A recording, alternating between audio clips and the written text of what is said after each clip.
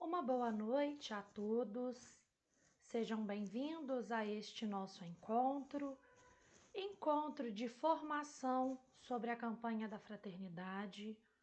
Hoje é numa pegada mais teórica e no dia 18, que será o nosso segundo encontro, a partir de uma perspectiva mais prática. Nós vamos iniciar o nosso encontro com a oração da campanha da fraternidade. Rezemos juntos. Pai de bondade, ao ver a multidão faminta, vosso Filho encheu-se de compaixão, abençoou, repartiu os 5 pães e 2 peixes e nos ensinou: dai-lhes vós mesmos de comer. Confiantes na ação do Espírito Santo, vos pedimos: inspirai-nos o sonho de um mundo novo, de diálogo, justiça, igualdade e paz. Ajudai-nos a promover uma sociedade mais solidária, sem fome, pobreza, violência e guerra. Livrai-nos do pecado da indiferença com a vida e que Maria, nossa Mãe, interceda por nós para acolhermos Jesus Cristo em cada pessoa, sobretudo nos abandonados, esquecidos e famintos. Amém. É muito bom estar com todos vocês, gente da nossa comunidade, pessoas de diferentes foranias, de diferentes regiões episcopais, convidados de nossa própria comunidade. É muito bom falar de uma temática tão importante e que envolve ações concretas, ações cristãs, as quais nós nos colocamos à disposição, nos colocamos ao serviço. Então é muito importante ter você aqui conosco. Toda a nossa formação, todo o nosso estudo será baseado no texto base da campanha da fraternidade, texto esse que nos inspira em nossas ações. A nossa prática será voltada a partir do texto da Via Sacra, da campanha da Fraternidade em Família, e do texto da Economia de Francisco e Clara. Então, nada disso aqui está sendo somente explanado por opiniões e por achismos, mas sim por grandes estudos realizados em nossa igreja. Para bem começarmos este nosso encontro, nós vamos iniciar com as palavras do Papa Francisco, palavras que nos inspiram, palavras que nos motivam em nossas ações. Diante disso, convido a vocês a assistir o vídeo de mensagem do Papa.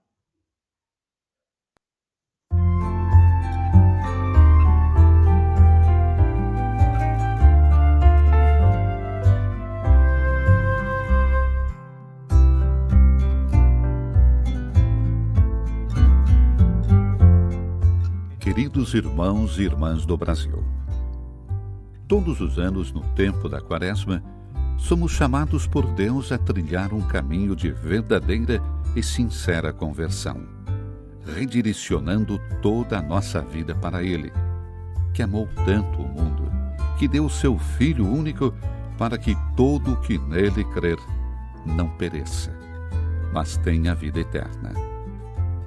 Ao preparar-nos para a celebração dessa entrega amorosa na Páscoa, encontramos na oração, na esmola e no jejum, vividos de modo mais intenso durante este tempo, práticas penitenciais que nos ajudam a colaborar com a ação do Espírito Santo, autor da nossa santificação. Com o intuito de animar o povo fiel nesse itinerário ao encontro do Senhor, a campanha da fraternidade desse ano propõe que voltemos o nosso olhar para os nossos irmãos mais necessitados, afetados pelo flagelo da fome. Ainda hoje, milhões de pessoas sofrem e morrem de fome. Por outro lado, descartam-se toneladas de alimentos. Isso constitui um verdadeiro escândalo. A fome é criminosa. A alimentação é um direito inalienável. A indicação dada por Jesus aos seus apóstolos dai-lhes vós mesmos de comer, é dirigida hoje a todos nós, seus discípulos, para que partilhemos do muito ou do pouco que temos com os nossos irmãos que nem sequer têm com que saciar a própria fome. Sabemos que, indo ao encontro das necessidades daqueles que passam fome, estaremos saciando o próprio Senhor Jesus, que se identifica com os mais pobres e famintos. Eu estava com fome, e me destes de comer. Todas as vezes que fizestes isso a um desses mais pequenos, que são meus irmãos, foi a mim que o fizestes.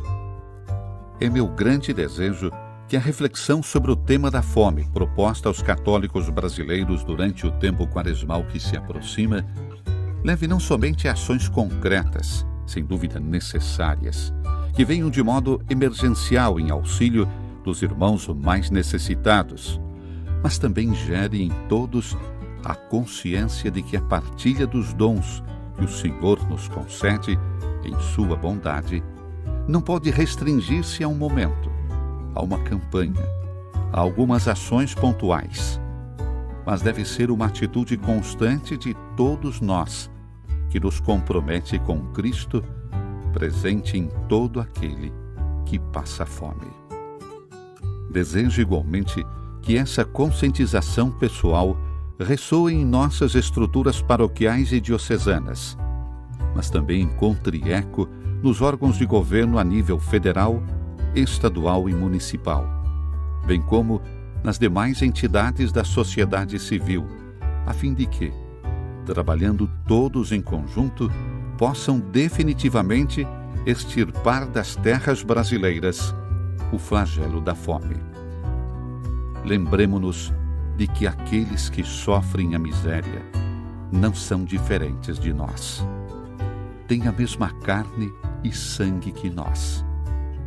Por isso, merecem que uma mão amiga os socorra e ajude, de modo que ninguém seja deixado para trás. E no nosso mundo, a fraternidade tenha direito de cidadania. Confiando esses votos aos cuidados de Nossa Senhora Aparecida e como penhor de abundantes graças celestes que auxiliem as iniciativas nascidas a partir da campanha da fraternidade, concedo de bom grado a todos os filhos e filhas da querida nação brasileira, de modo especial àqueles que se empenham incansavelmente para que ninguém passe fome, a bênção apostólica, pedindo que continuem a rezar por mim.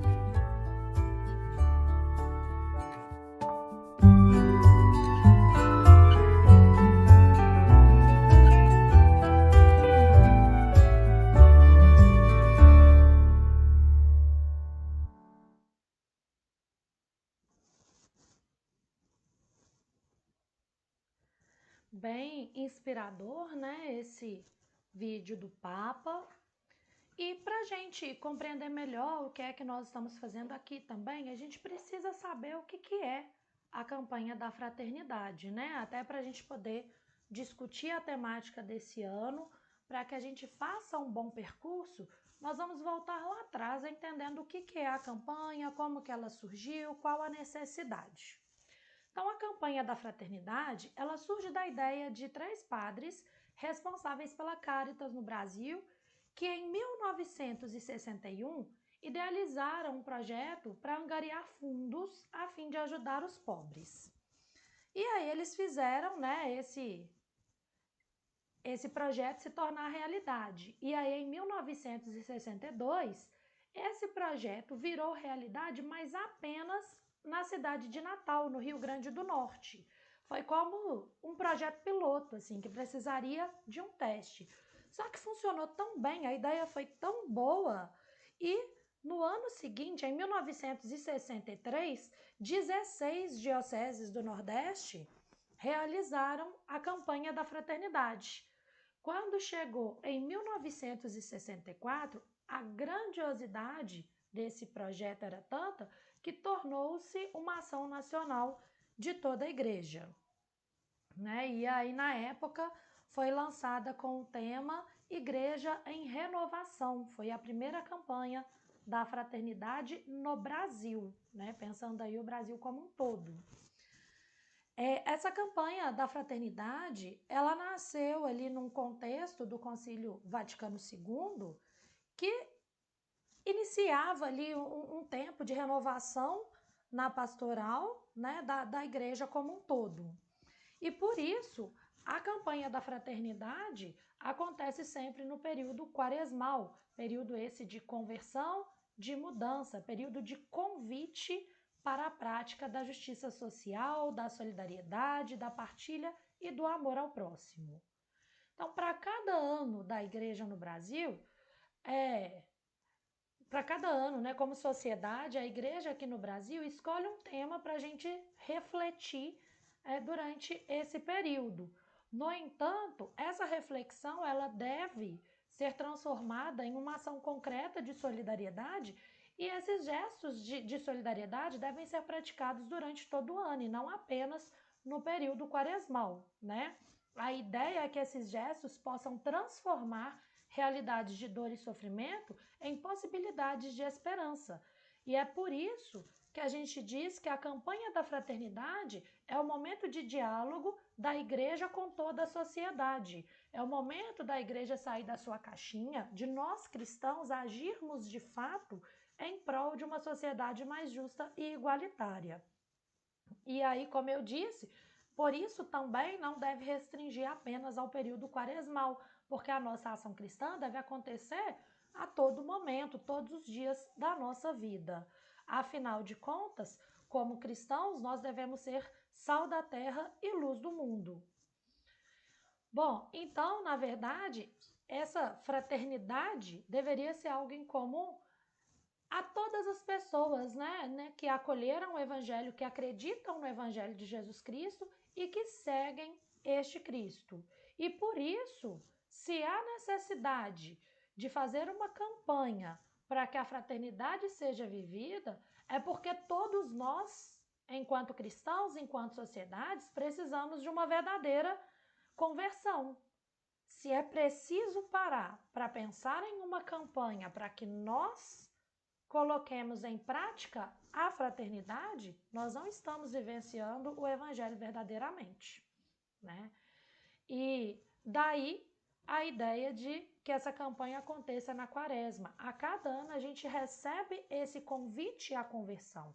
A cada ano nós temos uma nova oportunidade para que essa conversão aconteça e mais que isso, para que a gente possa fazer valer essas ações durante todo o ano e renovar o nosso compromisso de conversão a cada quaresma, a cada campanha proposta, trazendo cada vez mais pessoas para ajudar nesse projeto, para fazer parte da nossa igreja.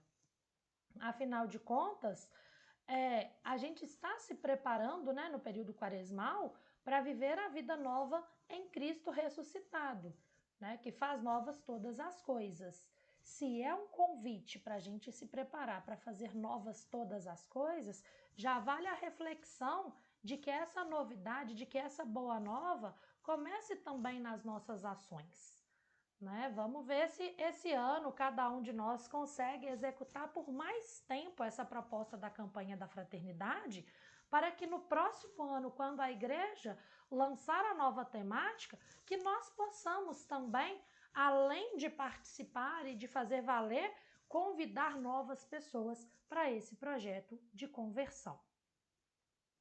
Bom, esse ano, então, a gente tem aí o tema A Fraternidade e a Fome, né? Quando a gente fala de fraternidade e fome, a gente precisa pensar nesse projeto, porque é um convite para que a gente possa considerar a fome como uma referência para a nossa reflexão e propósito de conversão.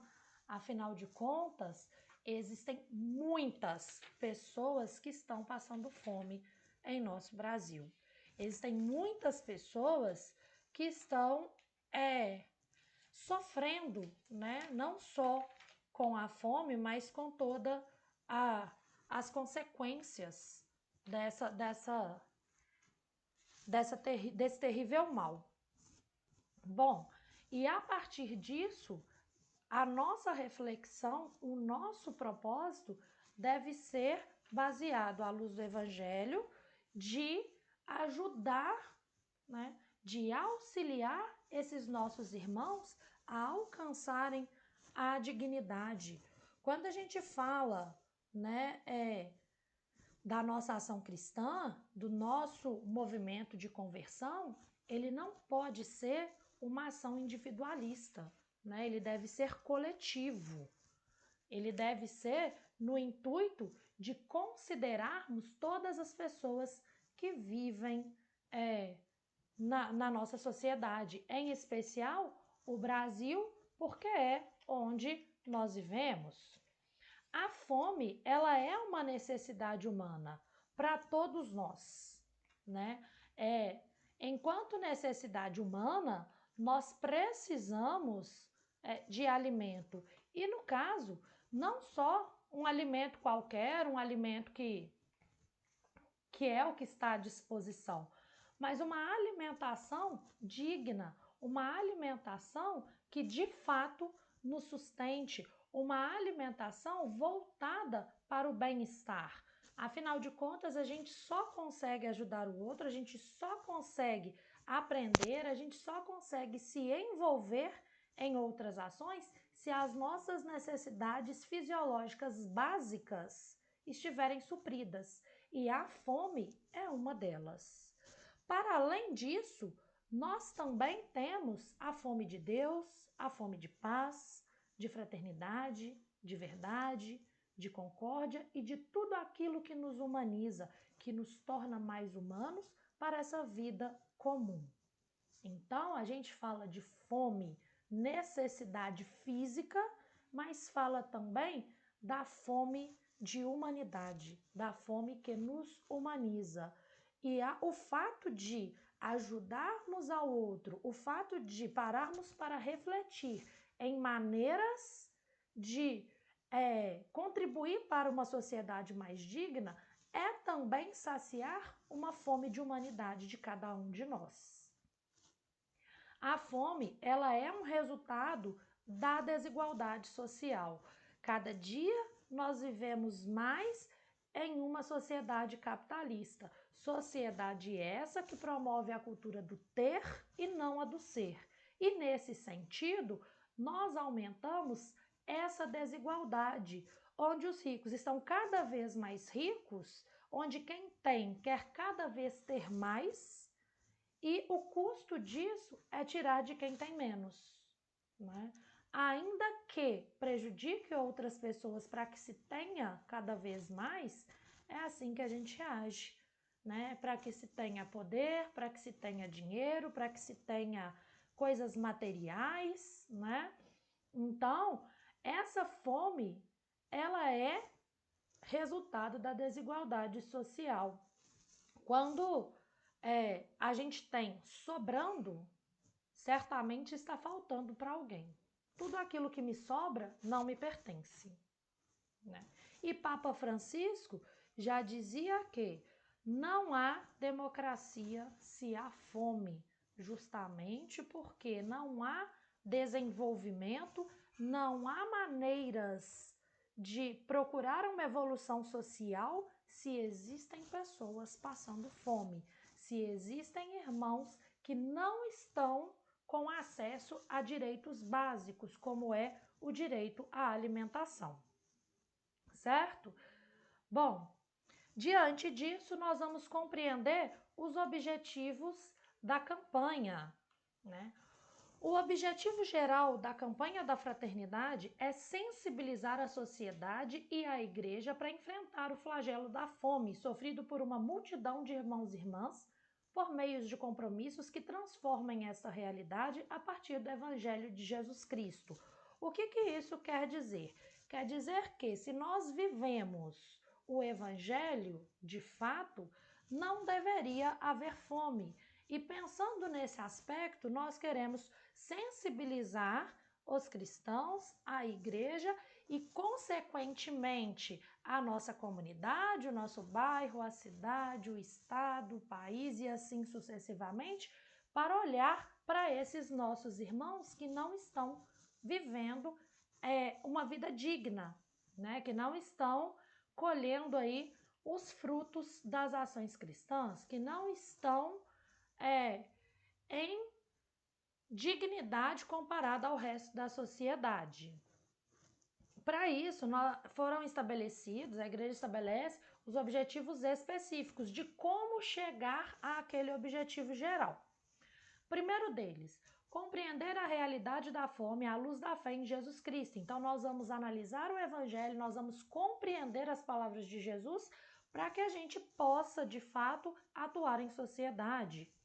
Segundo, desvelar as causas estruturais da fome no Brasil. O problema da fome, ele não começa em 2023, né? Então, nós vamos analisar por que existe e permanece existindo pessoas com fome em nossa sociedade.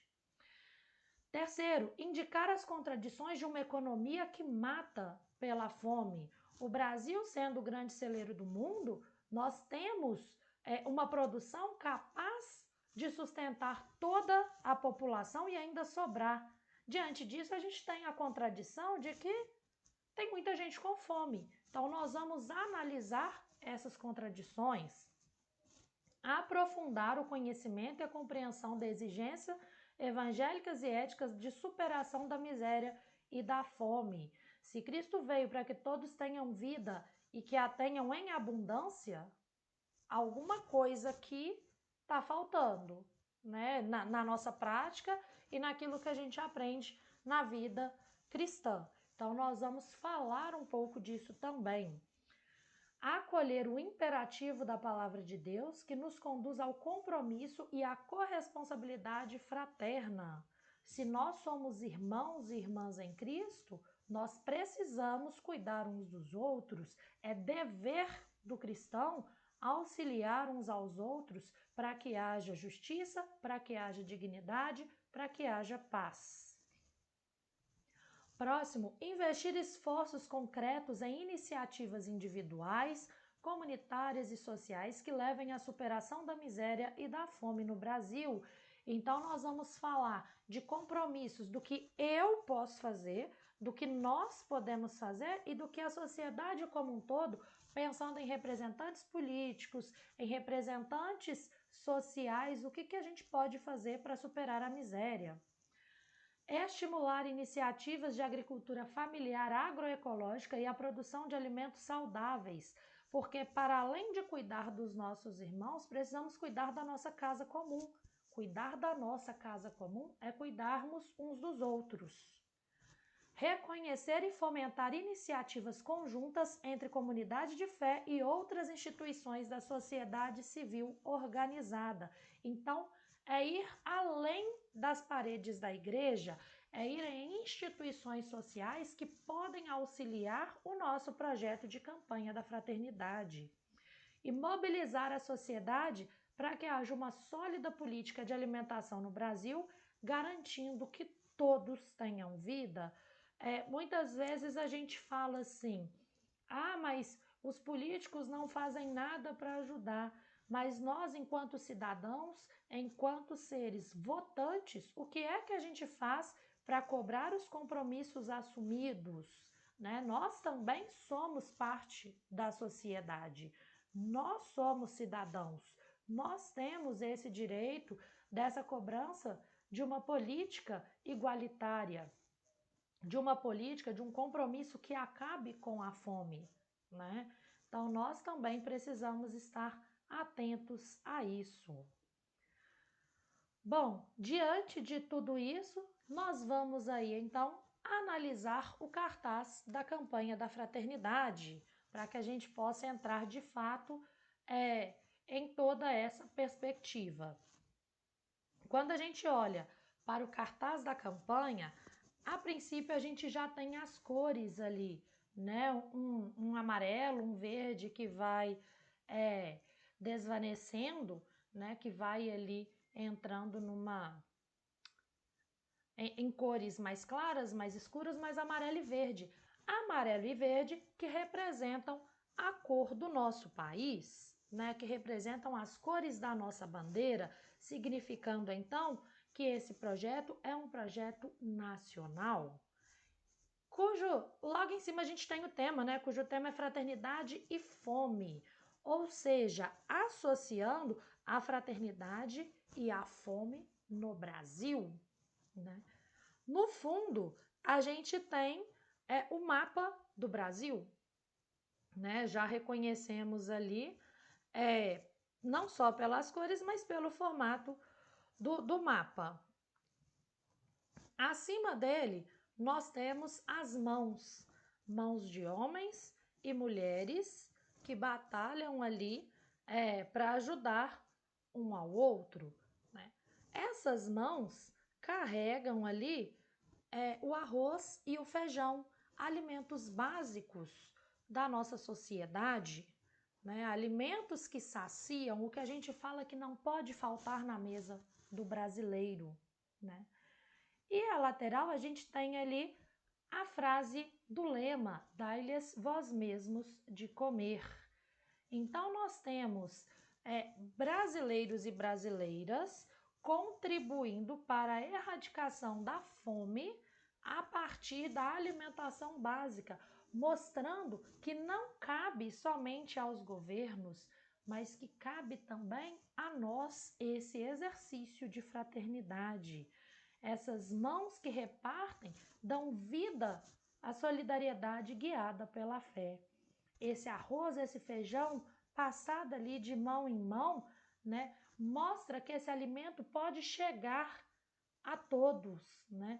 Nós sabemos que a solução do problema da miséria e da fome não está somente nos recursos financeiros, não está somente nos projetos políticos, mas principalmente na vida fraterna, né? Então, vamos nós mesmos dar de comer aos nossos irmãos.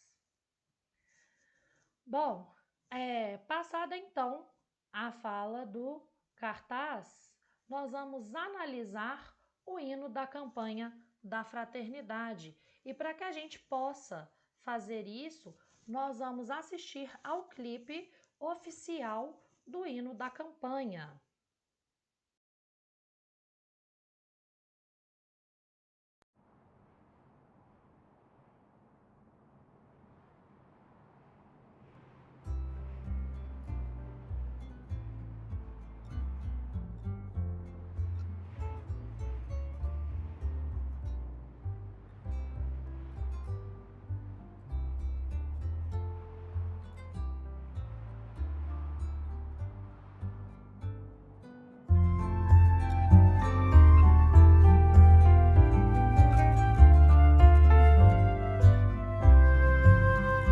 Vocação e missão da Igreja, responder ao apelo do Senhor, de sermos no mundo a certeza da partilha, milagre do amor. Ó bom Mestre, a vós recorremos, ajudai-nos a fome vencer. Recordai-nos o que nós devemos, dai-lhes vós mesmos de comer, dai-lhes vós mesmos de comer.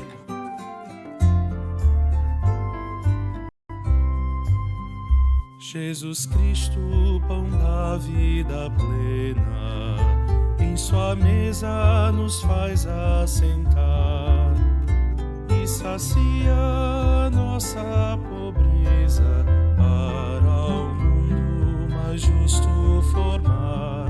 Ó bom Mestre, a vós recorremos, ajudai-nos a fome vencer. Recordai-nos o que nós devemos, dai-lhes vós mesmos de comer, dai-lhes vós mesmos de comer.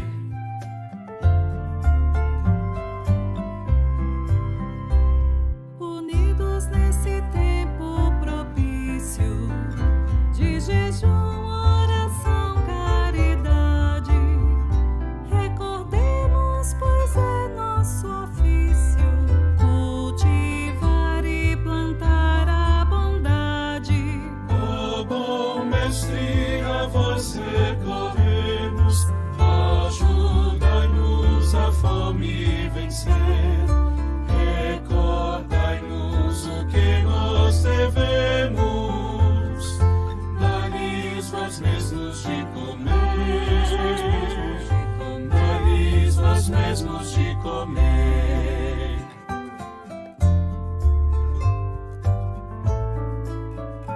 A ausência da fraternidade nos leva a desviar o olhar do irmão que tem necessidade de valor, alimento e lugar.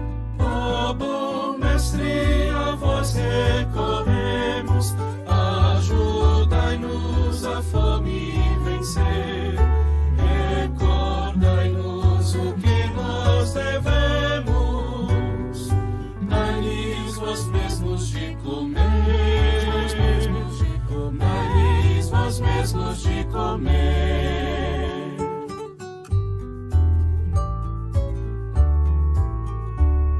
A fome agravada no mundo vem de uma visão arrogante. A carência do amor mais profundo que nos torna irmãos tão distantes. Ó bom mestre, a vós recorremos, ajudai-nos a fome vencer. Recordai-nos o que nós devemos, dai-lhes vós mesmos de comer. Dai-lhes vós mesmos de comer.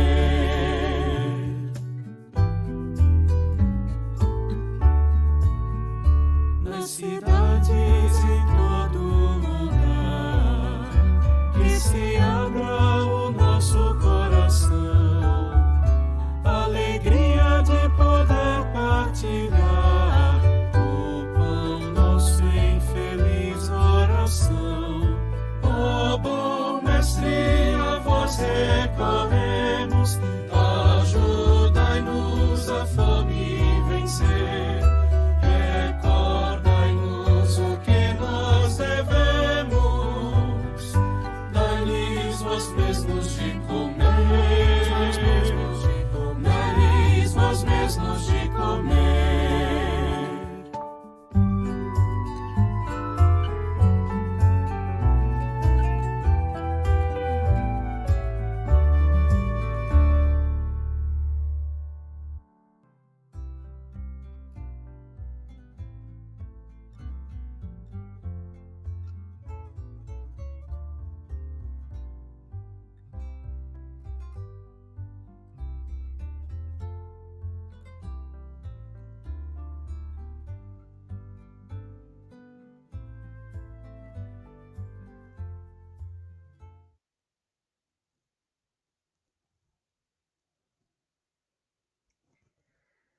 Então, agora que nós já ouvimos, né, o hino da campanha da fraternidade, que compreendemos então esse ritmo, essa melodia, que sentimos essas informações, principalmente pelas imagens, né, do clipe ali, eu acho que contribui muito para que a gente possa vivenciar.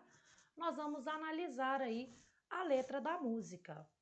De início aqui eu coloquei o refrão porque nós não vamos repetir a cada estrofe para não ficar muito cansativo. Então o refrão do hino é: ó bom mestre, a vós recorremos, ajudai-nos a fome vencer, recordai-nos o que nós devemos, dai-lhes vós mesmos de comer. Então, o refrão do hino da campanha da fraternidade, ele é uma oração, é um pedido para que Jesus possa nos auxiliar, possa nos fazer recordar da nossa missão fraterna, que é dar de comer a quem tem fome, né? Então, nós pedimos ajuda para que a gente possa vencer o mal da fome.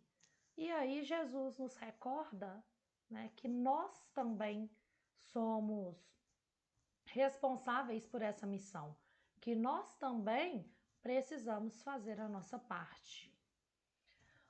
Primeira estrofe. Vocação e missão da Igreja, responder ao apelo do Senhor de sermos no mundo a certeza da partilha, milagre do amor.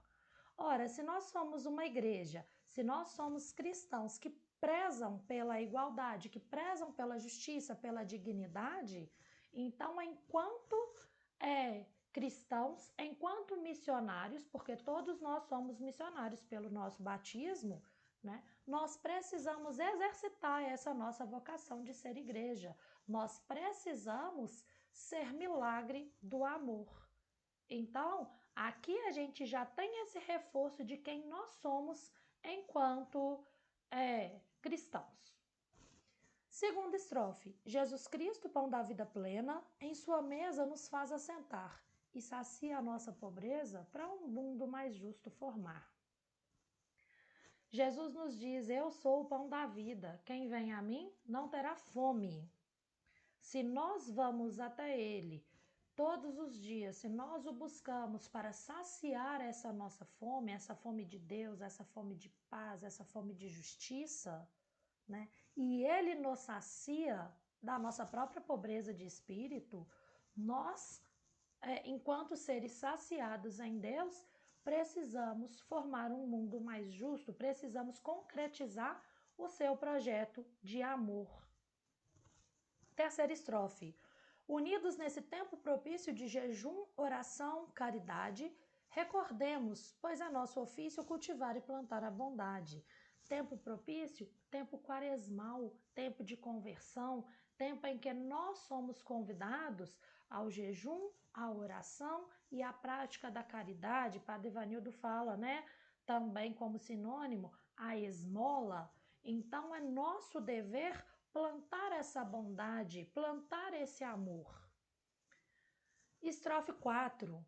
A ausência da fraternidade nos leva a desviar o olhar do irmão que tem necessidade de valor, alimento e lugar. Quando nós nos esquecemos dessa vida fraterna, quando nós nos esquecemos que somos irmãos em Cristo, nós nos esquecemos do próximo. E se a gente se esquece do próximo, a gente não consegue enxergar a necessidade dele. O ano passado, na campanha da fraternidade, nós falávamos do diálogo. Como eu vou dialogar com quem eu não percebo, com quem eu ignoro a existência? Então, nós precisamos voltar à vida fraterna. Nós precisamos enxergar o nosso irmão para que o nosso propósito seja de fato alcançado. Quinta estrofe. A fome agravada no mundo vem de uma visão arrogante, a carência do amor mais profundo que nos torna irmãos tão distantes. Então, nós vivemos, como eu já disse, em um mundo capitalista, em um mundo onde nós queremos ter cada vez mais, e quanto mais a gente tem, mais nós queremos ter. E nesse sentido, nós vamos nos tornando cada vez mais arrogantes e esquecendo dos irmãos necessitados. A gente perde esse olhar sensível, a gente perde essa bondade, esse amor de Deus. E isso faz com que nós nos tornemos cada vez mais distantes dos nossos irmãos, distante do evangelho que nós pregamos. Isso faz com que esse amor se transforme em carência.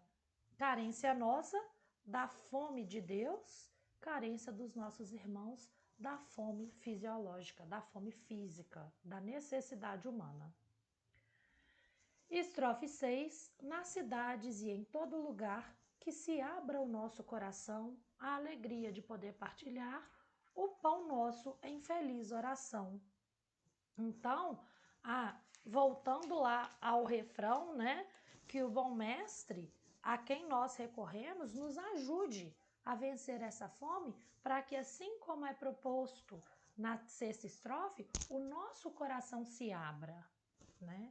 Quando Jesus nos recorda que é missão nossa dar de comer a quem tem fome, e quando nós estamos de coração aberto para receber esse ensinamento e para torná-lo prática, o partilhar se torna alegria, se torna felicidade. E aí, de fato, o pão nosso de cada dia nos dai hoje, né, se torna realidade, porque aí é esse pão que vai ser dado a todos nós, a toda a comunidade, a toda a sociedade. E aí sim, nós estaremos em uma atitude agradável a Deus, né? Estaremos aí em uma feliz oração. Tranquilo, hino da campanha, né? Quem tiver alguma dúvida, pessoal, pode colocar no chat à medida do possível. eu vou também, né, respondendo as questões colocadas. Afinal de contas, o objetivo da formação é atender a toda a comunidade, né? É atender aí a uma necessidade de discutirmos, de colocarmos em prática aquilo que nós queremos vivenciar em comunidade. E nesse sentido, nós vamos entrar agora na parte da análise do tema da campanha da fraternidade. Nós vamos discutir uma parte mais teórica, como combinado, né, desde antes. Hoje o nosso encontro ele é mais voltado para a teoria. Na semana que vem ele vai ser mais prático, né? Primeiro a gente precisa entender do que se fala para depois a gente agir em cima do que estamos falando. Então, para que a gente possa começar essa análise, nós vamos fazer a leitura do Evangelho, de onde foi tirado o tema da campanha da fraternidade e a frase do lema, né? Vocês podem pegar a Bíblia de vocês, abrir em Mateus 14, versículos 13 a 21.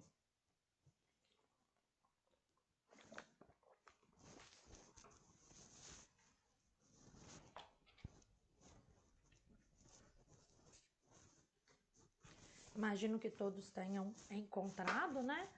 Então, iniciemos. O Senhor esteja convosco, Ele está no meio de nós. Proclamação do Evangelho de Jesus Cristo segundo Mateus. Glória a vós, Senhor.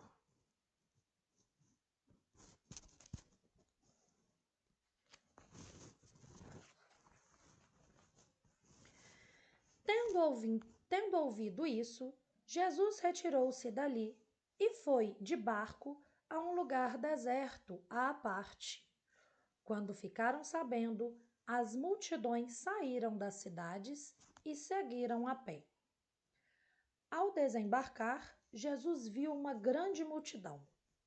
Encheu-se de compaixão por eles e curou os que estavam enfermos. Ao entardecer, os discípulos aproximaram-se dele e disseram: Este lugar é deserto e a hora já está adiantada. Despede as multidões para que possam ir aos povoados comprar comida. Jesus, porém, lhes disse: Eles não precisam ir embora. Dai-lhes vós mesmos de comer. Os discípulos responderam: Só temos aqui 5 pães e 2 peixes. Ele disse: Trazei-os aqui. E mandou que as multidões se sentassem na relva. Então, tomou 5 pães e os 2 peixes, ergueu os olhos ao céu e pronunciou a bênção. Partiu os pães e deu aos discípulos, e os discípulos os distribuíram às multidões. Todos comeram e ficaram saciados, e dos pedaços que sobraram, recolheram ainda 12 cestos cheios. Os que comeram foram mais ou menos 5.000 homens, sem contar mulheres e crianças. Palavra da salvação. Glória a vós, Senhor. Então, este é o Evangelho que dá à luz aí a nossa campanha da fraternidade de 2023. Precisamos ter em conta que no coração de Jesus nunca habitou a indiferença, né? Sempre houve ali compaixão, sempre houve ali um olhar misericordioso. E a compaixão de Jesus, ela não é um sentimento indefinido, um sentimento que tanto faz. Mostra, na verdade, toda essa vontade de estar próximo de cada um de nós para nos salvar. Jesus nos ama de uma maneira tão grandiosa que Ele quer o tempo todo estar conosco, que Ele quer o tempo todo estar próximo. E Ele também, né, quando os discípulos apontam ali a necessidade, Ele se preocupa em dar de comer a todas aquelas pessoas que já estavam cansadas, que estavam famintas, e cuida de cada um que está ali seguindo. Jesus quer também que nós nos tornemos discípulos dele. Jesus quer que nós estejamos presentes e façamos ali a sua vontade, né? Então, esse é o primeiro relato no Evangelho de Mateus, no episódio que a gente chama de multiplicação dos pães, e está mais ou menos ali na metade do Evangelho. Isso indica que Jesus já tinha feito muita coisa e a sua missão já estava bem adiantada. E mesmo assim, as pessoas, os discípulos que estavam com ele, especialmente, não compreendiam totalmente a sua vocação. Não entendia quem era Jesus e qual era a sua ação. O que é que ele estava propondo? Qual é essa proposta de novo reino? Assim como nós também, ainda hoje, muitas vezes não compreendemos. Então, tornava-se claro cada vez mais que Jesus precisava mostrar, né, com mais clareza, com mais objetividade, a natureza do seu messianismo, a natureza do propósito de sua vida, né? E nós, enquanto cristãos, assim como os discípulos, precisávamos e precisamos estar de olhos cada vez mais abertos, de coração cada vez mais disposto a compreender essa natureza de Jesus. Quando começa o Evangelho, começa dizendo: tendo ouvido isso, e só para contextualizar, a gente está falando aqui da morte de João Batista. Morte essa que muitas pessoas, que deixou ali muitas pessoas órfãos da palavra, órfãos dessa pregação, né? E elas viam em Jesus e tinham medo de perder Jesus. E daí a necessidade também delas se retirarem daquele lugar. Não porque elas tinham medo, né? Mas justamente no intuito de se recolher, de tentar compreender o que aconteceu, né? E para além disso, enquanto carentes, elas precisavam de alguém. E João já havia colocado Jesus como aquele que virá depois de mim é mais poderoso do que eu. Então as pessoas foram atrás de Jesus, que estava ali no seu momento de recolhimento. Quando fala, Jesus retirou-se dali e foi de barca a um lugar deserto. O deserto é o lugar e o tempo da partilha, da igualdade, em que cada um conta com a solidariedade dos outros, onde não há egoísmo, não há injustiça, prepotência, nem nada de ruim, porque todos que estão ali estão dispostos a ajudar uns aos outros, né? No deserto, quem é egoísta, quem é autossuficiente, quem não aceita contar com a ajuda do outro, já está condenado à morte. E ali, o deserto é o lugar ideal para o recolhimento de Jesus também, né? Ele vai para compreender e aceitar ali em seu coração, colocar o seu coração em oração, melhor dizendo, para compreender a morte de João Batista. No entanto, ele não consegue ficar sozinho, porque quando ficaram sabendo, as multidões saíram da cidade e o seguiram a pé. Elas estavam ali abandonadas, exploradas pelas lideranças da época, sejam elas religiosas, políticas, e elas recebiam essa atenção e cuidado de Jesus. O olhar de Jesus era marcado pela compaixão, pela misericórdia. Tanto que, diz, ao desembarcar, Jesus viu uma grande multidão, encheu-se de compaixão por eles e curou os que estavam enfermos. Ou seja, as multidões ainda chegaram antes de Jesus ao deserto, né? E quando Jesus vê essas pessoas lá, por mais que tenha ido nesse propósito do recolhimento, ele não foge delas e nem expulsa. Pelo contrário, ele se enche de compaixão e acolhe cada um dos que estavam ali. Porque essa é a essência de Jesus, a misericórdia, o amor, a compaixão. Quando a gente fala em compaixão, isso quer dizer uma comoção no mais profundo do ser, né? E quando a gente se comove, Na verdade, a gente está realizando uma ação concreta de libertação, né? Quando a gente olha para os outros, quando a gente cuida uns dos outros, a gente tem uma ação concreta. No caso de Jesus, ele curou os que estavam enfermos, ou seja, todas as pessoas que precisavam ali de um olhar misericordioso, os doentes, os aflitos, os pobres, os abandonados, os explorados. A gente não está falando da cura física somente, a gente está falando dessa cura espiritual, dessa cura de acolhimento, né? Até porque, quando a gente fala do Evangelho de Jesus, a gente está falando do cuidado com a vida em todas as dimensões. E aí, os discípulos que estavam com ele, no entanto, estavam preocupados com outras coisas. Ao entardecer, os discípulos aproximaram-se dele e disseram: Este lugar é deserto e a hora já está adiantada. Despede as multidões para que possam ir aos povoados comprar comida. Bom, primeiro, se a gente olha aqui em relação à passagem do tempo, então provavelmente, né, Jesus estava ali em contato com o povo, né, em um momento de escuta, em um momento de fala caridosa, né, com esse toque acolhedor, né?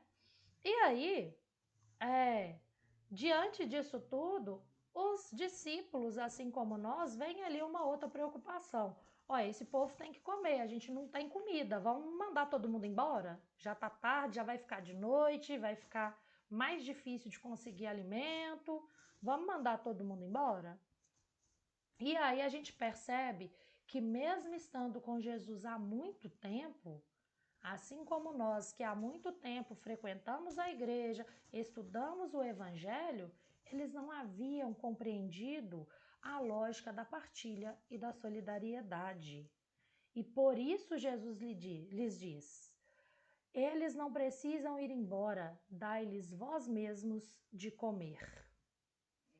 Nessa fala, Jesus lança o compromisso aos seus discípulos, esse compromisso de ação concreta, compromisso ao qual nós hoje somos convocados. É necessário que os discípulos e nós nos sintamos responsáveis diante das necessidades dos outros. A comunidade cristã, ela não pode ser indiferente à fome no mundo.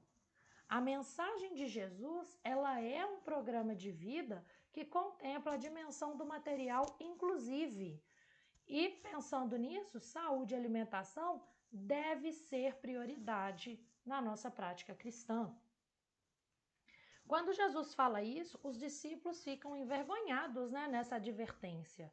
E aí eles respondem: nós só temos aqui 5 pães e 2 peixes. É o que a gente faz muitas vezes, né? A gente, em nossas desculpas, não, mas está difícil para mim, como é que eu vou ajudar o outro? Eu só tenho isso, como é que eu vou fazer pelo outro, né? Eles tinham ali pouca coisa, provavelmente o que era suficiente para eles ali, para os 12 e para Jesus, né? A gente tem aqui 5 pães e 2 peixes, totalizando o número 7, que significa totalidade. E Jesus não se importa com essa quantidade, ele pede aos discípulos para levar até ele, trazei-os aqui. E o problema começa a ter uma solução quando Jesus pede para que os discípulos coloquem à disposição tudo aquilo que eles têm. Que eles coloquem a serviço do outro aquilo que eles têm. E é nesse sentido que nós somos convidados a fazer também. O pouco que cada um de nós temos se torna muito se agirmos em conjunto, né? A partir do momento em que nós assumimos o compromisso de ajudar o outro, um pouquinho meu, um pouquinho seu, um pouquinho do outro irmão, vai se tornando muito. E daí a gente tem uma partilha efetiva, uma partilha que atende a todos os irmãos, né? E é interessante a gente perceber que os discípulos recebem essa responsabilidade de curar a fome, né? O que se faz ali pela partilha, mas tudo isso, toda essa responsabilidade, toda essa ação, ela passa por Jesus.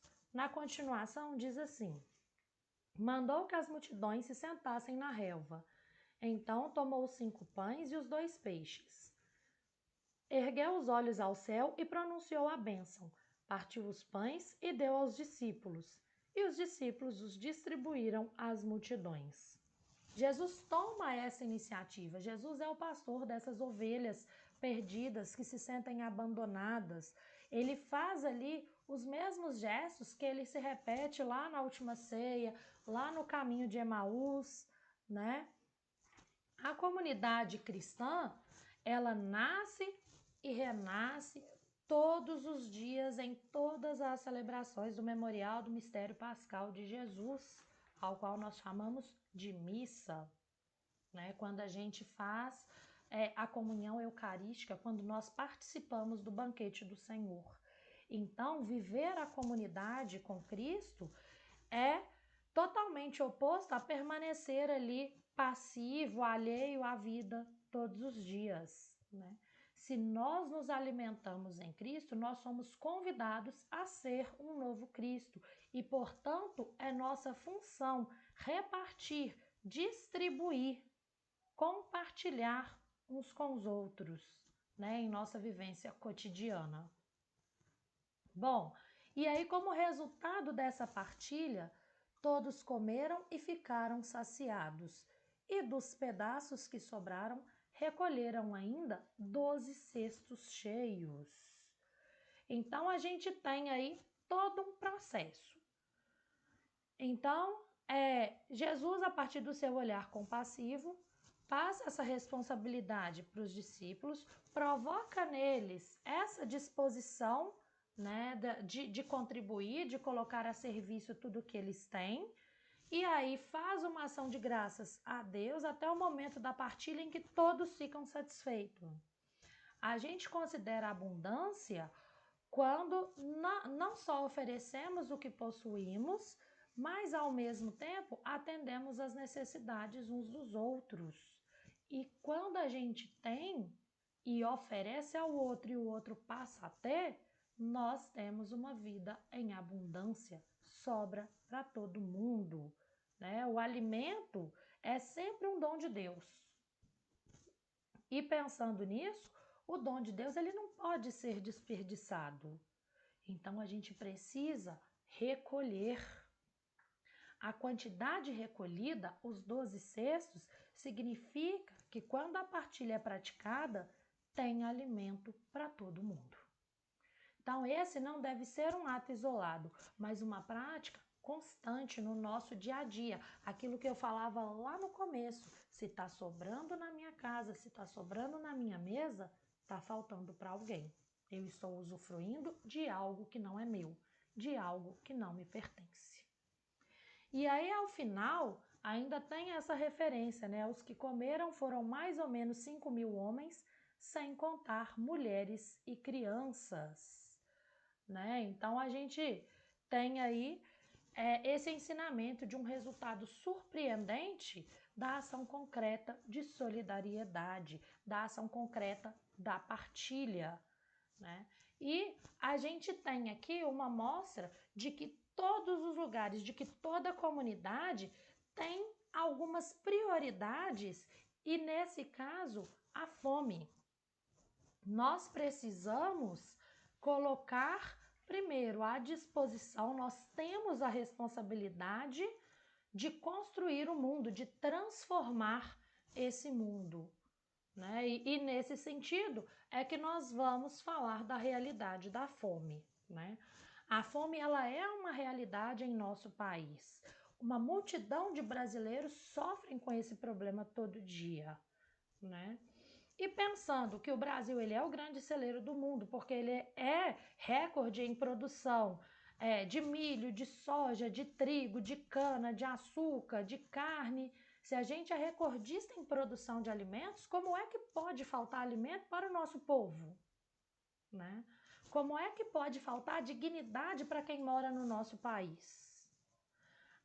A fome, ela não foi criada com a pandemia da Covid-19, mas ela foi intensificada com certeza, e vai ser um dos fatores que vão marcar a nossa memória durante todo esse período, né? Quando a gente for olhar para trás e analisar essa nossa época. E é por isso que nós precisamos ver a realidade da fome, né?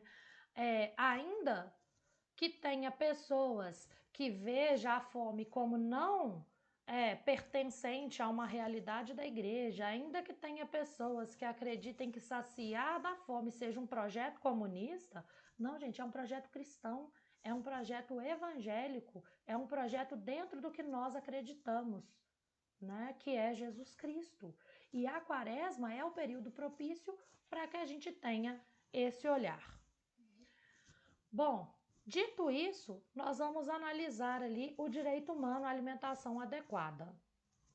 Nós temos uma Constituição Federal promulgada em 1988, né, que garante a todos o acesso à alimentação. Posteriormente, foram criados os direitos humanos, visto que muitos direitos previstos na Constituição Federal não estavam sendo de fato executados, de fato cumpridos a todos os cidadãos.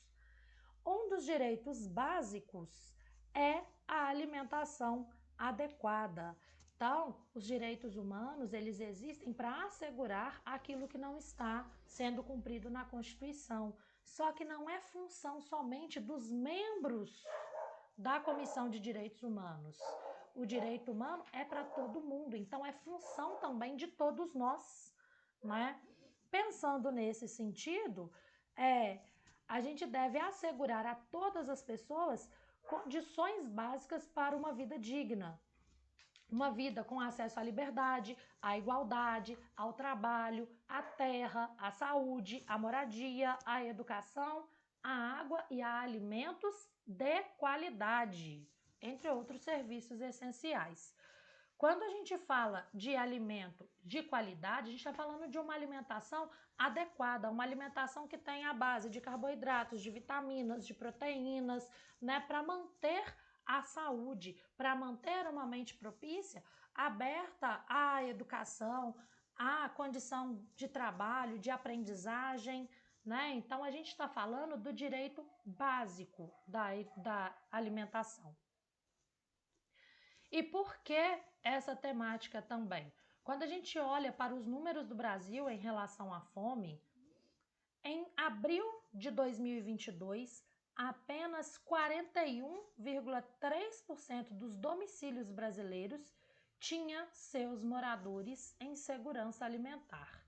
Isso quer dizer que em abril do ano passado, né, há menos de um ano, existiam 58,1 pessoas com algum nível de insegurança alimentar. O que é a insegurança alimentar? É não ter garantida 3 refeições por dia. Bom, dessas, 15,5 conviviam com a fome diária, ou seja, não era mais insegurança alimentar, elas não tinham o que comer, era hora nenhuma. Não era 3 alimentações por dia, era qualquer alimento, qualquer pedaço de pão. Elas não tinham acesso a isso.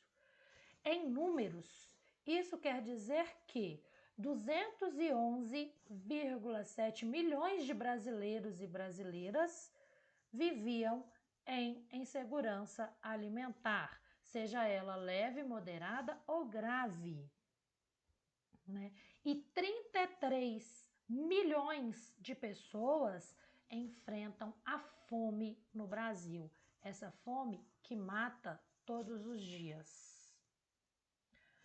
É como, para a gente ter uma dimensão de quantas pessoas são isso, é como se a gente juntasse toda a população que vive na cidade de São Paulo, do Rio de Janeiro, de Brasília, de Salvador, de Fortaleza e de Belo Horizonte em um lugar só, passando fome.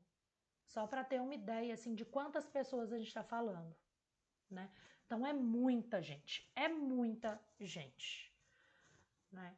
Esses números, eles se agravam a cada dia, se agravaram com a pandemia, com a perda de empregos, com a perda de acesso a muitas coisas e ainda hoje é um problema social no nosso país.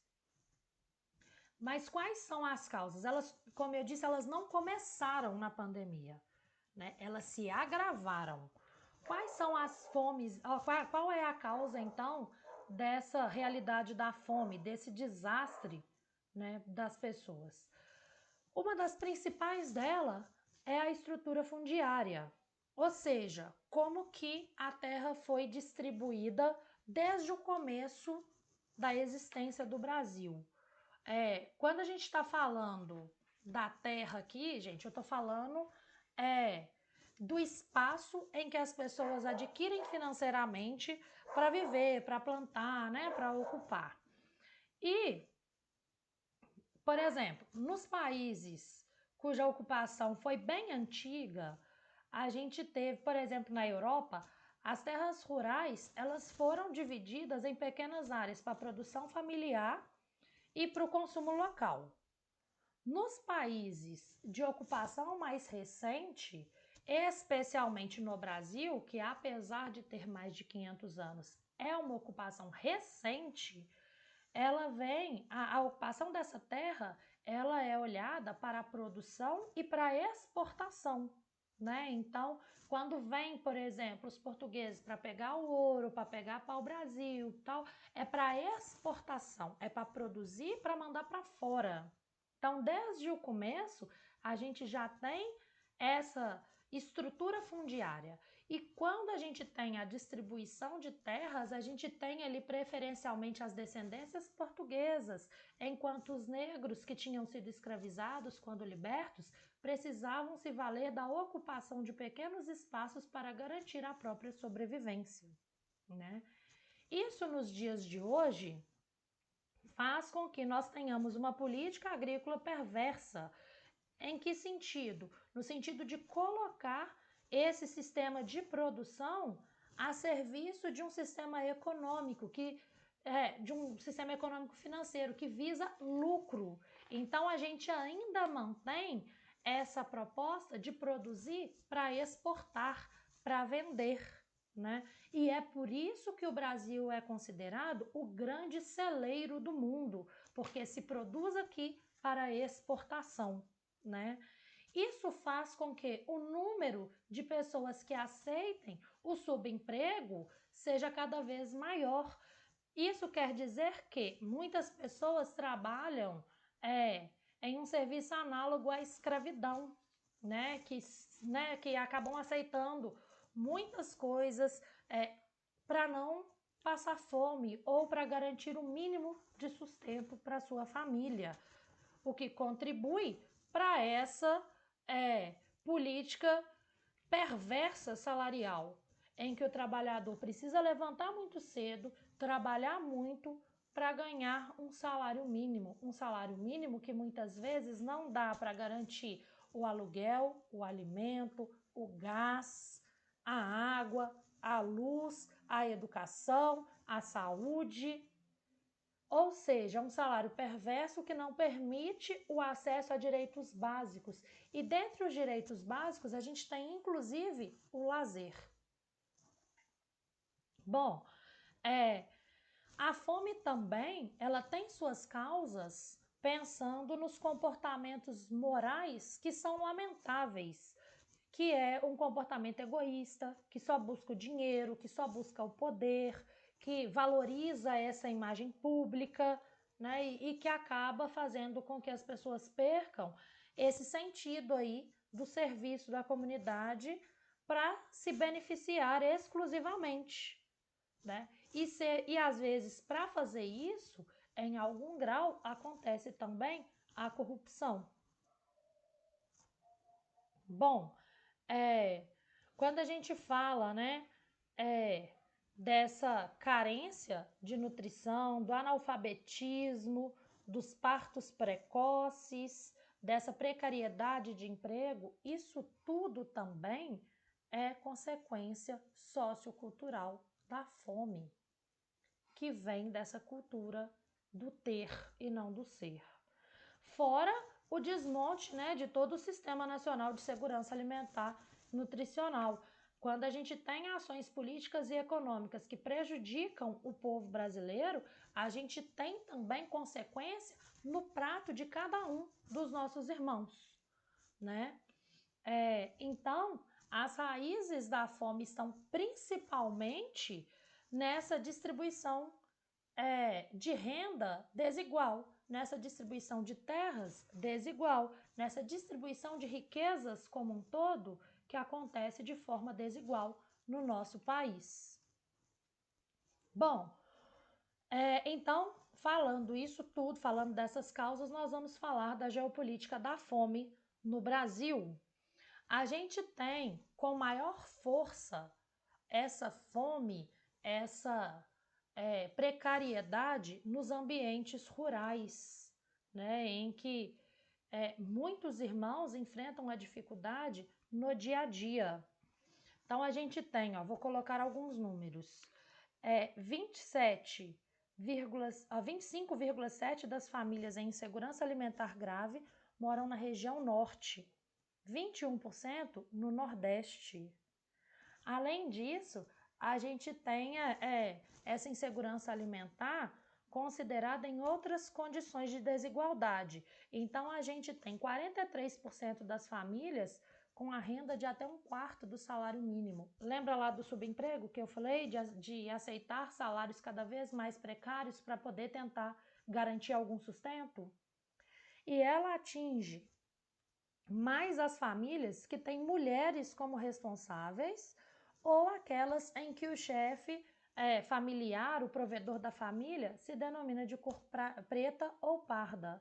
Então, nós temos as pessoas negras e pobres sofrendo muito mais com a fome, né? E, para além disso, pensando na geografia local, essas pessoas estão localizadas nas periferias do país, dos estados e das grandes cidades. Bom, então a gente consegue enxergar aqui com clareza essa triste realidade, né? A gente está falando aqui de cor e de renda. Os mais prejudicados são sempre os pretos e pobres, para os quais a gente precisa olhar cada vez mais com um olhar compassivo. Quando a gente fala que não existe racismo no nosso país, como é que não existe? Se a gente não está enxergando o nosso irmão, que em sua maioria é negro e está passando fome. Isso também é um ponto de reflexão, é um ponto a ser pensado, né, nas nossas ações cotidianas. A prioridade maior do nosso país tem sido o lucro.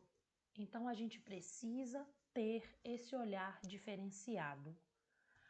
Para além disso, a gente tem uma relação de fome e de sede, porque o nosso país está convivendo em muitas regiões com a escassez de água. Onde há escassez de água, não há produção alimentar. Se não há produção alimentar, nós temos a fome. E mais grave do que a fome, a sede, né?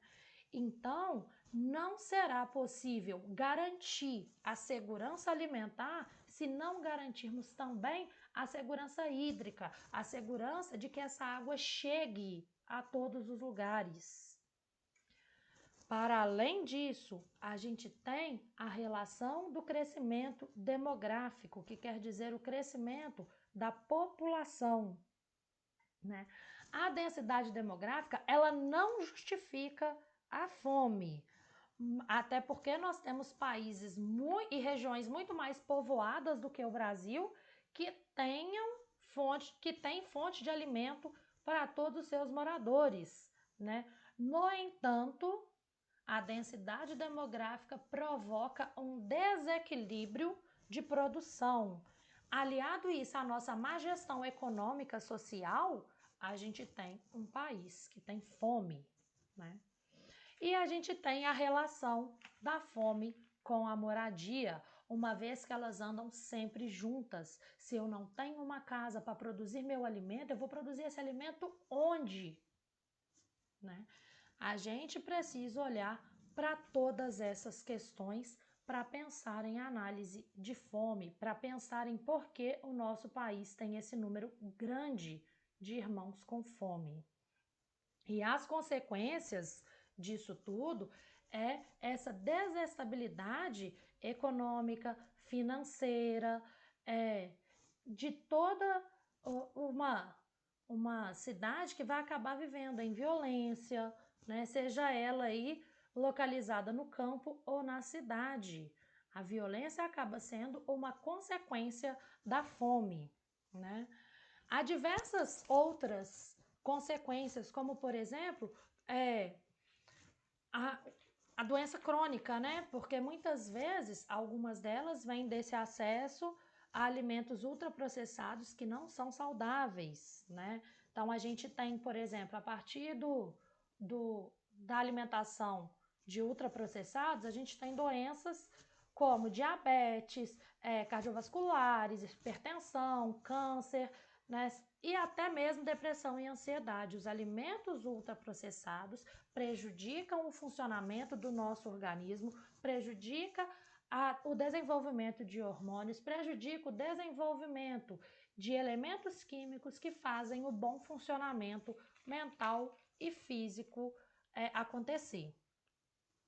Ao mesmo tempo, a gente tem também a consequência da malnutrição, né? Dessa malnutrição, a maior consequência que é a obesidade. E o Brasil é campeão em obesidade em crianças e mulheres em idade fértil. Ou seja, alimentar com uma má qualidade provoca doenças. E eu não estou falando de uma obesidade saudável, eu estou falando da obesidade doente, com problemas de saúde. Além dessas questões, a gente tem as principais vítimas da insegurança alimentar, que são as crianças. Por quê? Porque quando uma criança não come, esse não comer afeta o funcionamento cerebral, né? Com as capacidades de memória, de atenção, de leitura, de aprendizagem, então prejudica a educação. Para além das questões de saúde, né? O comprometimento ali do desenvolvimento físico, causa anemia, causa as demais doenças já citadas, o mau desenvolvimento de órgãos, de tecidos. Então, a gente tem aí as crianças sofrendo ainda mais. Crianças que sofrem de insegurança alimentar têm não só o seu desenvolvimento, mas as suas perspectivas de futuro extremamente prejudicadas, né? Nesse sentido, o direito à educação está intimamente ligado ao direito à alimentação. Para além disso tudo, existem consequências perigosíssimas para os idosos e para gestantes, que correm o maior risco de morte. Embora as doenças crônicas citadas atinjam mais os adultos, as crianças que se alimentam mal tendem a sofrer mais no futuro. Quanto mais se avança a idade, pior se torna o quadro do metabolismo, né? Para além disso, a gente precisa cuidar para que os ambientes educativos, as escolas, tenham uma alimentação de qualidade, porque muitas vezes vai ser a única alimentação que o estudante vai ter naquele dia, né? Uma outra consequência que às vezes é ignorada é o aumento da criminalidade. Muitas pessoas acabam se privando dessa alimentação e tentam garantir por meio de ações criminosas, né? Então, a gente tem aí essa ligação, ok? Nós vamos falar, então, da fome e da relação com a política. Como a gente disse anteriormente, quanto menos renda, mais fome, né? Faltam, às vezes, políticas públicas que olhem para essa comunidade que passa fome, para essa sociedade que está miserável, né?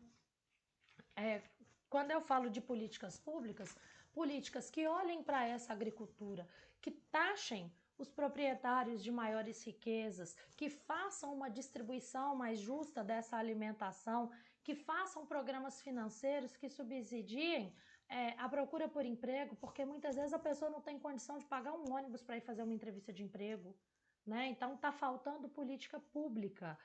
A responsabilidade maior para esse enfrentamento, para essa solução dos problemas da miséria e da fome, pertence ao poder público. E é por isso que cada vez que tem eleição, nós batemos na tecla de olhar para as pessoas que atendem à necessidade do povo, para que os nossos representantes sejam dignos dos cargos aos quais eles ocupam, para que os nossos representantes políticos olhem para o nosso povo, olhe para esse povo que passa fome, que vive em insegurança alimentar.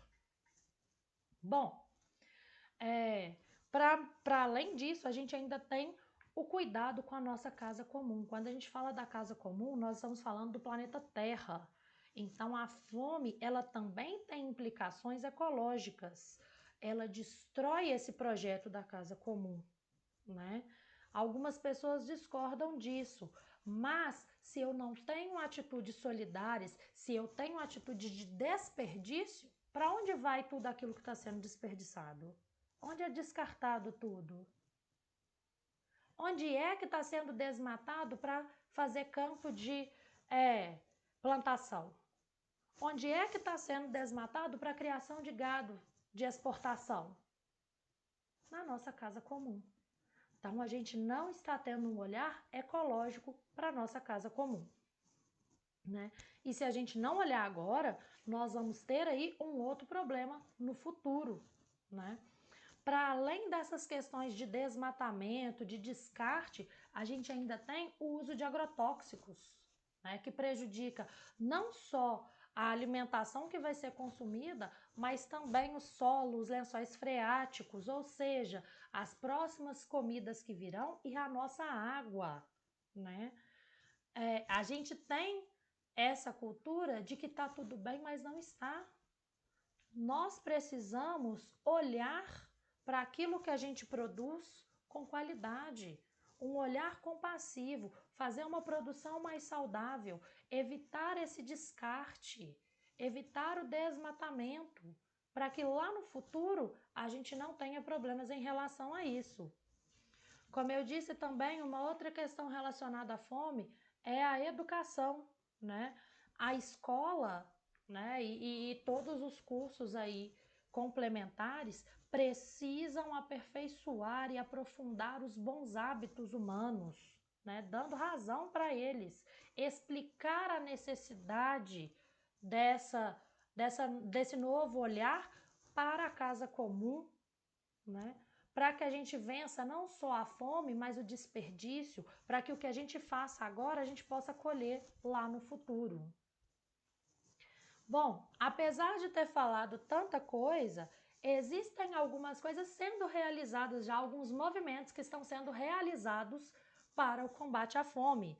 Muitas ONGs, muitos movimentos sociais estão empenhados aí no combate à fome. As igrejas, a nossa inclusive, tem feito programas para saciar a fome dos nossos irmãos. A Sociedade São Vicente de Paulo, fundada desde 1833, né, também tem um papel primordial no combate à fome.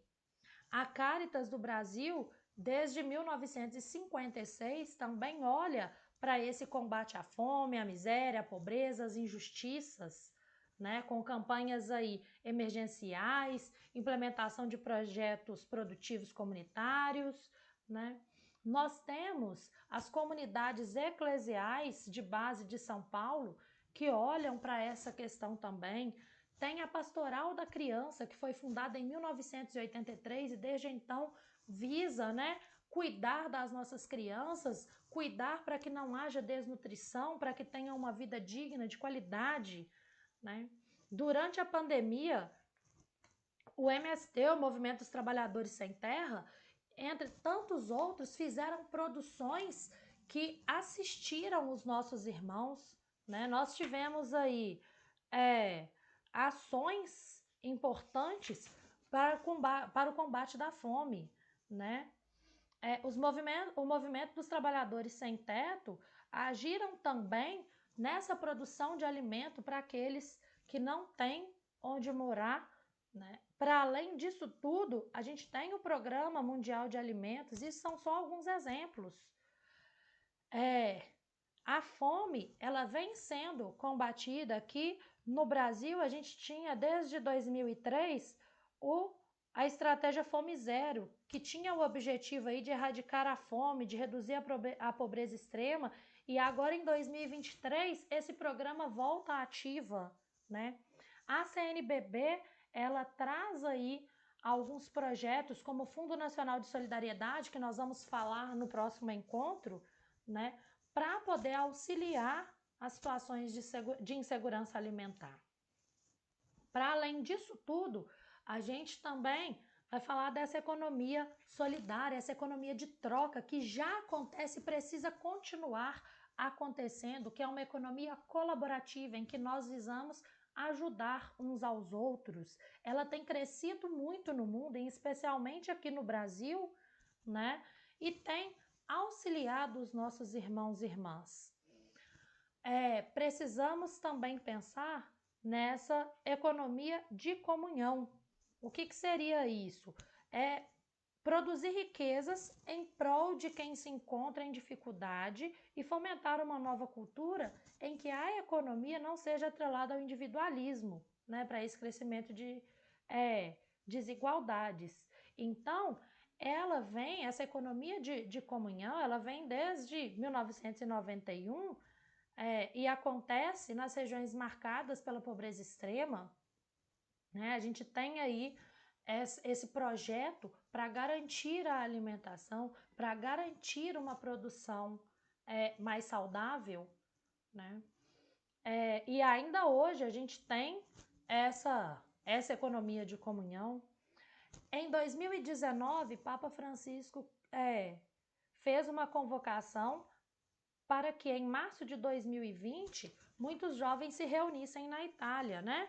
E aquele momento em diante iniciou-se também a economia de Francisco e Clara, uma economia baseada na partilha, na cooperação, na ecologia integral, né? E que acabou se transformando aí numa plataforma global de discussão, né, para essa transição econômica e política. A ideia é que desde jovens todo mundo se envolva nesse projeto de assegurar a alimentação a todos, de assegurar o cuidado com a casa comum, de humanizar a economia, de repensar as relações de respeito para com o outro, para com a sociedade, para a casa comum, né?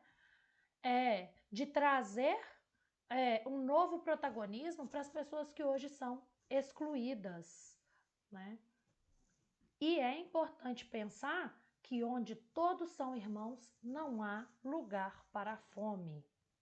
Porque se tiver fome, nós não temos vida em plenitude. E se Jesus veio para que todos tenham vida e a tenham em abundância, e nós nos dizemos seguidores de Cristo, irmãos e irmãs em Cristo, a gente precisa de fato agir como irmãos, né? Então essa é a primeira análise aí do tema da fome. Para além disso, a gente precisa fazer essas ações acontecerem, né, à luz da palavra, associada ao Evangelho. Bom, e como é que a gente pode associar as nossas ações ao Evangelho? Primeira delas, atribuindo aí a nossa responsabilidade cristã, né? Quando a gente assume esse compromisso de missionário que somos, né, batizados, de conhecimento, de ir à igreja, de ouvir a palavra, a gente percebe que desde o início a gente tem essa perspectiva de saciar os irmãos. Então a gente tem que assumir a nossa responsabilidade perante a nossa vida cristã. Bom, esse caminho nos foi orientado aí por Mateus: dai-lhes vós mesmos de comer, né? E pensando nessa orientação aí de Mateus, a gente precisa fazer com que esse milagre da multiplicação aconteça todos os dias, esse milagre da partilha, né? Porque quando a gente partilha, verdadeiramente, nós estamos entendendo o Evangelho de Jesus. Afinal, o alimento que Jesus oferece é resultado da sua compaixão. E é também refeição de hospitalidade. Todos ali são convidados a se alimentar a partir de uma partilha compassiva. Essa é a orientação de Mateus, que devemos ser compassivos e que devemos partilhar. Daí a orientação de Jesus, dai-lhes vós mesmos de comer. É uma responsabilidade mútua, né, que corrobora aí essas ações de Cristo e que nos convida para isso. É um imperativo, é uma ordem cristã que a gente tenha essa atitude. Nós não podemos ser passivos diante da fome, né? Lá atrás, na narrativa de Moisés, o Senhor também alimenta seu povo, né, sensível à sua fome de pão. E aí, aqui no Evangelho, isso acontece novamente. Aqui no Evangelho acontece novamente. Jesus aí com esse novo Moisés, com essa nova proposta, nos ensina que devemos continuar alimentando os irmãos. Só que agora ele não faz mais com o maná que cai dos céus, mas por intermédio dessa responsabilidade fraterna, dessa responsabilidade de seus discípulos. A gente também tem aí essa questão, um novo Eliseu, enquanto Eliseu gerou ali a alimentação de 100 pessoas com 20 pães, Jesus faz agora um ato muito maior. E esse ato muito maior é para nos mostrar que juntos, em prol da partilha, nós também conseguimos alimentar os irmãos. Que a responsabilidade pelo outro, pelo cuidado com o outro, é reconhecer também que cada um, né, precisa olhar mais compassivamente. Eu, você, os próximos. E aí, essa palavra, essa iluminação bíblica nos dá essa coragem necessária para assumir esse compromisso, para assumir essa atitude profética nesse cenário dos dias de hoje. Afinal de contas, a igreja que distribui a Eucaristia partilha também a compaixão. Como eu disse, somos convidados a ser um novo Cristo. A Eucaristia, ela é uma responsabilidade social nessa perspectiva. Não adianta estarmos na igreja, assistir à missa, participar da missa todo domingo, receber a comunhão, se nós não formos um novo Cristo na vida dos nossos irmãos. E não estou falando para doar tudo que você tem e enfim, mas para olhar para o outro com esse olhar compassivo, para ajudar os irmãos com esse olhar de compaixão, de solidariedade, de bondade. E como é que a gente pode fazer isso se a nossa sociedade nos exige cada vez mais o individualismo? É o que nós vamos discutir no nosso próximo encontro. O nosso próximo encontro vai acontecer daqui a 2 sábados, no dia 18, e nós vamos falar desse agir para transformar a realidade, já pensando aí numa perspectiva mais prática. Como eu disse, hoje foi mais teórico, na outra semana vai ser mais prático. Nós vamos falar das preparações para os círculos bíblicos, que é inclusive uma proposta da nossa região episcopal, a criação de novos círculos bíblicos, da discussão da palavra, né? Então nós vamos falar disso também. Vamos falar da economia de Clara e Francisco no combate à fome e de atitudes que a gente pode ter no nosso dia a dia para poder contribuir com os nossos irmãos e irmãs, para contribuir com a nossa casa comum. Nós vamos reforçar a vivência da Via Sacra em família e nos grupos comunitários. Na nossa igreja também já está à venda o livro da Campanha da Fraternidade em Família, da Via Sacra, né? E tem sido reforçado todos os dias de que é uma ação concreta a vivência da via sacra. É muito importante que todos participem. Nós vamos falar também de como continuar vivenciando a campanha da fraternidade depois da quaresma e como fazer ações concretas de solidariedade. Então não percam. Quando a gente voltar no dia 18, estaremos numa abordagem mais prática, numa perspectiva diferenciada para que a gente coloque em prática tudo o que a gente discutiu, que a gente aprendeu hoje. Conto com a presença de todos, né? Aguardo retorno sobre essa formação. Você pode deixar aqui nos comentários as suas dúvidas, pode deixar as suas percepções, o que você achou, o que não foi abordado e que você gostaria que fosse, né? A sua expectativa para o próximo encontro. Então, curta, comenta. Se você não é inscrito no canal da nossa paróquia, já se inscreva, ative o sininho para as notificações, né? E nos encontramos no dia 18. Amanhã, para quem não puder estar presente, às 9 horas há também a transmissão da missa. Participe com a gente, esteja inscrito em nosso canal, participe também das nossas redes sociais, no Instagram, no Facebook, e você estará sempre recebendo as notificações e as atividades da nossa igreja. Um grande abraço e até a próxima!